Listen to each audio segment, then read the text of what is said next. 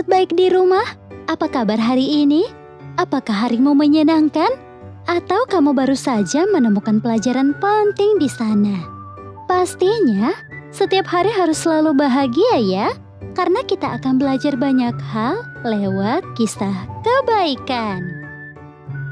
Alkisah tentang seorang pemuda bernama Didi yang ingin berbagi meskipun ia sendiri kekurangan. Dengan sawah kecilnya, ia mulai menyisihkan sedikit demi sedikit beras untuk membantu orang lain. Tapi bagaimana mungkin seseorang yang kekurangan tetap bisa memberi? Dan apakah perbuatan kecilnya benar-benar bisa membawa perubahan bagi banyak orang?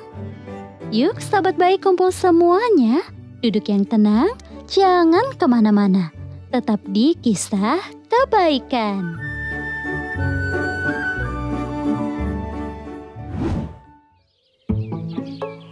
Ada orang kaya yang senang membantu dengan hartanya. Terkadang ia memberikan makanan, memberi pakaian, bahkan membagikan ilmu kepada warga desa. Siapapun kita, sikap dermawan itu sangat mulia. Kalian harus rajin bekerja, saling membantu, dan peduli satu sama lain.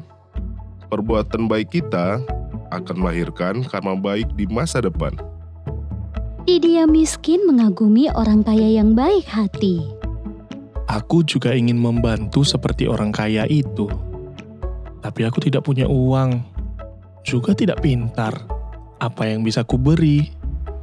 Didi duduk di depan rumahnya, melihat sawah kecilnya. Ia tampak berpikir. Aku ingin sekali membantu seperti orang kaya. Tapi jika aku menabung, itu akan sangat lama. Jika aku belajar, juga tidak mudah mendapatkan ilmu. Yang aku punya hanya sawah ini. Ya, yang aku punya hanya sawah ini. Dengan sawah inilah aku bisa membantu orang. Didi sangat bersemangat mengelola sawahnya.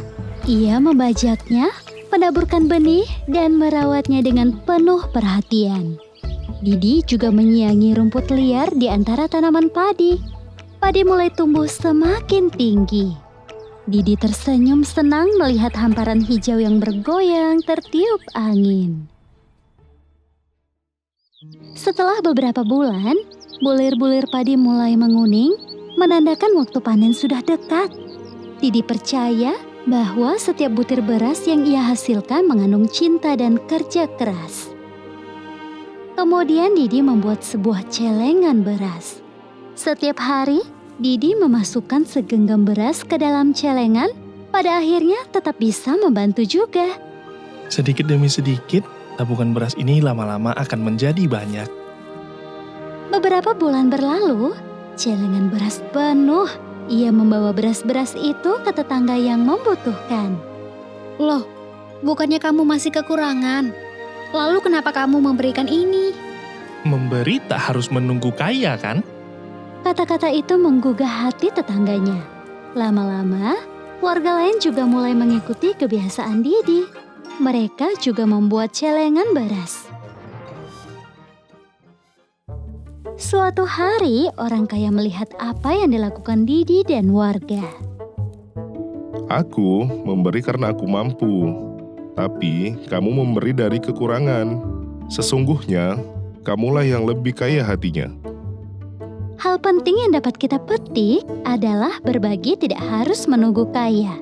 Karena kebaikan datang dari hati, bukan dari seberapa banyak yang kita miliki. Didi tidak punya banyak uang, tetapi dengan ketulusan, ia mampu menginspirasi banyak orang untuk saling berbagi. Beras dalam celengan suatu hari akan habis. Begitu pula harta benda yang kita berikan. Namun cinta dan kepedulian yang ada dalam setiap butir beras itu tidak akan pernah habis. Justru akan tumbuh menginspirasi lebih banyak orang. Sobat baik, sesungguhnya kekayaan sejati bukan diukur dari harta, tetapi dari ketulusan hati yang memberi tanpa mengharap balasan. Semoga kisah ini menjadi teladan untuk kita di masa depan. Master Cheng-yen pernah berkata, beras cinta kasih yang dibagikan akan habis, Tetapi cinta kasih yang ada di dalam beras tersebut tidak akan habis.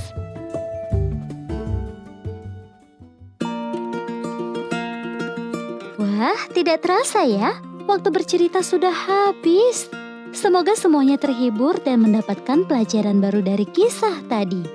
Jangan sedih, karena kita akan kembali lagi dengan kisah yang lebih seru di episode berikutnya. Selalu semangat, selalu ceria, dan jangan lupa untuk berbuat baik setiap hari. Dadah!